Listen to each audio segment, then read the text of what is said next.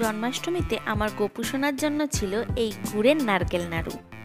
আমাদের বাড়িতে অবশ্য নারকেল নাড়ু চিনি দিয়েও খেতেও সবাই বেশ ভালোবাসে। নমস্কার সবাইকে, আমি পারমিতা চলে এসেছি গুড় দিয়ে নারকেল নাড়ু বানানোর পদ্ধতি নিয়ে। খুবই সিম্পল ওয়েতে বানানো সম্ভব এই নারকেল নাড়ু। আমি নিয়ে নিয়েছি মাত্র দুটি উপকরণ। 1 নম্বর হচ্ছে নারকেল কোড়া আর 2 নম্বর আখের গুড়। দেখুন, প্রথমে আমি কড়াইতে এভাবে বা যে কোনো পাত্রে নিতে পারেন আপনারা, এভাবে ভালো করে চটকে চটকে মেখে নিচ্ছি গুড়ের সাথে নারকেলগুলো। এখনও কিন্তু কোনো রকম হিট দেওয়া হয়নি। ভালো করে আগে মেখে নেব। দেখুন, এরকম একটা স্মুথ পেস্ট তৈরি হয়ে গেছে। গুড়ের পরিমাণও মোটামুটি ঠিকঠাকই লাগছে, যদি প্রয়োজন হয় পরে আবার দেব। এবার দেখুন, ইন্ডাকশানে বসিয়ে দিলাম। আস্তে আস্তে হিট হতে শুরু করে দিয়েছি।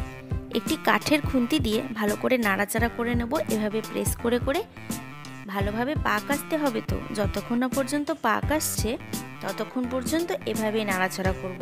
দেখুন, আমার মনে হচ্ছে একটু গুড় কম হয়েছে আর কি, আর একটু গুড় দিতে হবে, তাই আমি কিছুটা পরিমাণে গুড় অ্যাড করে নিলাম।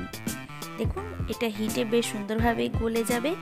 আর ভালো করে মিশিয়ে নিচ্ছি নারকেল কোড়ার সাথে।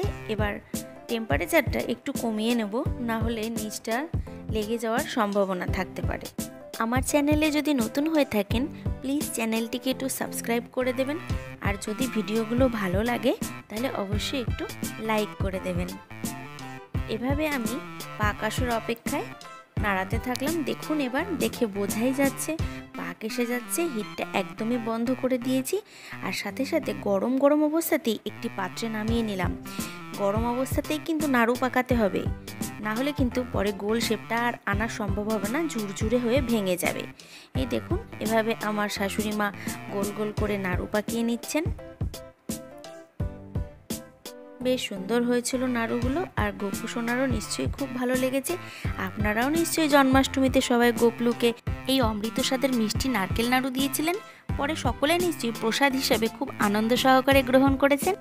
সম্পূর্ণ ভিডিওটি দেখার জন্য সকলকে অশেষ ধন্যবাদ।